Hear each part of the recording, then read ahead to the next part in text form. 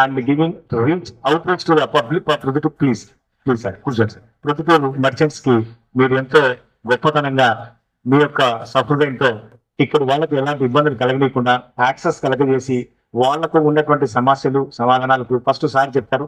మళ్ళీ ఒకరొకరి సమస్యల గురించి మన వర్తక వ్యాపారస్తులు అడగటము వాటి గురించి తెలుసుకోవడం కూడా బాగుంటుందని ఈ అవకాశం ఇచ్చిన ప్రదీప్ కుమార్ గారికి, మణిదీప్ గారికి, ఈ ట్యాక్స్ సిజిఎస్టీ అసోసియేషన్ వాళ్ళకి, మన మర్చెంట్స్ అసోసియేషన్ కి పేరు పేరున ధన్యవాదాలు తెలియజేసుకుంటూ సెలవు తీసుకుంటున్నాను. Thank you sir. Thank you. Notice serve చేసి ఆ తర్వాత మనల్ని దే హ్యావ్ టు హియర్ అస్, మనల్ని విన్న తర్వాత ఆ తర్వాత ఆ పెనాల్టీని చేయడము, ఆ పెనాల్టీ వసూలుకు వాళ్ళు తగినటువంటి చర్యలు తీసుకోవడము, అందుకు పోరాటానికి మనం మళ్ళీ ట్రిబ్యునల్కు ఇంకో దానికి వెళ్ళడము, కఠినతరమైనటువంటి అంశాలు ఈ చట్టంలో ఉన్నాయి. నిజంగా చెప్పాలంటే ఈ ప్రొద్దుటూరు వ్యాపారస్తులు సార్ నిజంగా చెప్పాలంటే ప్రతి ఇంట్లో ఒక వ్యాపారం ఉంటుంది. ప్రతి ఒక్కరూ వ్యాపారం పైన ఆధారపడి జీవిస్తారు. ఒక 200 రూపాయలు తమ దగ్గర పెట్టుబడి ఉంటే ఓ చిన్న పెన్నం పెట్టి దోశ ఈ ప్రొద్దుటూరు డిపెండ్ అయి ఉంటుంది. ప్రొద్దుటూరు వాళ్ళు బాంబే వరకు కూడా విస్తరించి ఎన్నో వ్యాపారాలు చేస్తూ క్లాత్ కానీ, గోల్డ్ కానీ, సిల్వర్ కానీ, ఇతరతర కాటన్ వస్త్రాలు కానీ, శారీస్ కానీ, వీటన్నిటిలో కూడా విజయవాడలో ఉన్నటువంటి వాటికంటే ఎక్కువగా ప్రొద్దుటూరులో మనకు కనపడతాయి సార్. ఈ ఒక అసోసియేషన్ ఏంటంటే యాక్సెస్ తక్కువ ఉంది సార్. మాకు మీ అధికారులతో మాకు యాక్సెస్ అంటే మేము కూడా ఇవాళనే చూస్తున్నాం. భద్రయ్య గారు నిన్న ఊర్లో లేనందున ఆయన నాకు ఈ పనిని అప్పచెప్పి మిమ్మల్ని అందరినీ సమీకరించడానికి, ఈ మీటింగ్ ఉందని తెలపడానికి నాకు ఒక అవకాశం ఇచ్చారు. కానీ ఏం మాట్లాడాలనేది ఒక పెద్ద ప్రశ్నగా నాకు మిగిలింది. ఇప్పుడు నేను గూగుల్లో సెర్చ్ చేస్తే అనేక రకాలైనటువంటి ఈ సమస్యలన్నీ సిజిఎస్టీలో ఉన్నాయి. వాటన్నిటిని కూడా మనం ఇవాళ క్లారిఫై చేసుకోవడానికి మనకు ఒక అవకాశము కమిషనర్ సార్ ఇచ్చారు. అందులో కూడా నేను ఇంతవరకు గమనించింది ఏమంటే సార్ గురించి మేము చెప్పడానికి 2 మాటలు అంటే సార్ ఒక పీడిఎఫ్ పంపారు ప్రదీప్ కుమార్ సార్, మణిదీప్ సార్. ఆ పీడిఎఫ్ ఓపెన్ చేస్తే 6 పేజెస్ ఆఫ్ హిస్ హిస్టరీ ఉంది. 6 పేజీల యొక్క ఆయన గొప్పతనము, ఆయన పనిచేసిన విధానాలు, ఆయన ఎక్కడెక్కడ జాబ్ చేశారు, ఏం కథ అని చెప్తే ఇవన్నీ చదివి చెప్తే మీటింగ్ అంతా ఇదే అవుతుంది. సో అనేటువంటిది ఆయన మొదటి సంకేతంలోనే మన ప్రొద్దుటూరు ప్రజలకు, ప్రొద్దుటూరు వ్యాపారస్తులకు ఆయన అందజేశారు. This is a very great opportunity for us to know about the extreme endeavour and the great personality.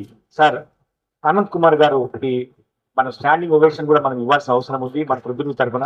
This is our thank you sir. Standing ovation please from my side, merchants association. Proddatur వాస్తవులందరికీ GST audit commissionerate తరఫున మరి ఈ కార్యక్రమాన్ని ఇక్కడ మరి విజయవంతంగా నిర్వహించబోతున్నటువంటి Proddatur tax practitioners and consultants association తరఫున నా హృదయపూర్వక నమస్సుమాంజలి. జిఎస్టి 2.0 నెక్స్ట్ జనరేషన్ రిఫార్మ్స్ అంటే సంస్కరణలు జిఎస్టి చట్టంలోనూ తీసుకురావడం జరిగింది.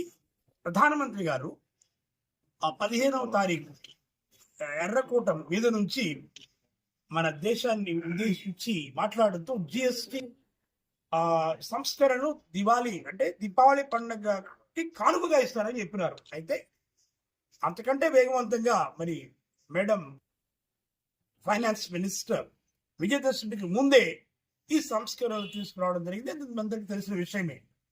క్లుప్తంగా చెప్పాలంటే ఇంతకు ముందు 4 రకాల స్లాబ్లు ఉండేవి, 28, 18, 12, 5.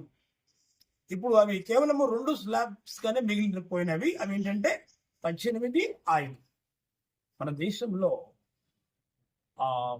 143 కోట్ల మంది ప్రతిరోజు వాడే మరి టూత్ పేస్ట్ నుంచి, టూత్ బ్రష్ నుంచి, సోప్ నుంచి, టవల్ నుంచి కొనే ప్రతి వస్తువు, గ్రోసరీస్ దగ్గర నుంచి, కొన్న కారు, దాని మెయింటెనెన్స్, బైక్, మరి కళ్యాణ మంటపం ఉందనుకోండి, ఈ హాల్ ఉందనుకోండి, ఈ హాల్ ని బుక్ చేస్తే దీని మీద కూడా అదే విధంగా మరి పిల్లలు చదివించుకుంటే కోచింగ్ సెంటర్ పంపిస్తే సివిల్ సర్వీసెస్ కానీ, జీట్ కానీ, నీట్ కానీ ప్రతి మరి ఈ కొనే ప్రతి వస్తువు అదే సరఫరా చేసే ప్రతి వస్తువు మీద జిఎస్టి పన్ను మనకు కడుతున్నాం. 143 కోట్ల మంది.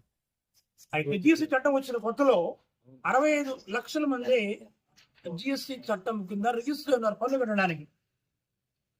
అది 6-7 సంవత్సరాల్లో ఎంతమంది అయినారండి? 1.43 crores, అంటే 65 డబుల్ అయినది. రెవెన్యూ 65,000 2 lakh crore అయిందంటే 300 పెరిగింది అనమాట. జిఎస్టి రేటు, జిఎస్టి చట్టం అమల్లోకి వచ్చిన 2017 సంవత్సరం జూలై 1 తారీఖున 15.5 ఉండేది యావరేజ్, అంటే 5 స్లాబ్ కలుపుకుంటే. అది కాలక్రమేణా 11.5% పడిపోయింది. అంటే పన్ను కట్టే వాళ్ళ సంఖ్య పెరిగినప్పుడు 200 పెరిగింది. అదే విధంగా మరి పన్ను రాబడి 300 పెరిగింది. రేట్లు 4% పడి, అది ఈ కాంటెక్స్ట్ లోనే మళ్ళా సంస్కరణలు తీసుకురావాలని చేసిన ప్రయత్నంలో ఈ 99% ఏ వస్తువులు కానీ మరి సేవా రంగంలో కానీ ఉన్న సేవలకి వీటి మీద పన్ను తగ్గించడం జరిగింది. అంటే 25% ఉన్నది 18 అయింది, మరి 12% ఉన్నది 5 అయింది. చాలా మందికి అపోహలు ఉన్నాయి, ఈ చట్టం వచ్చినప్పుడు ఆదాయం తగ్గిపోతుందేమోనని. అది మీ అందరికీ తెలుసు. ఈ 2-3 నెలలుగా, అంటే అక్టోబర్, నవంబర్, డిసెంబర్లో ప్రభుత్వ ఆదాయం ఏమీ తగ్గలేదు. ఆ 2 లక్షలు 1.5 లక్షలు కోట్ల ఏదైతే ఆదాయం వస్తుందో అది ఇంకా వస్తూనే ఉంది.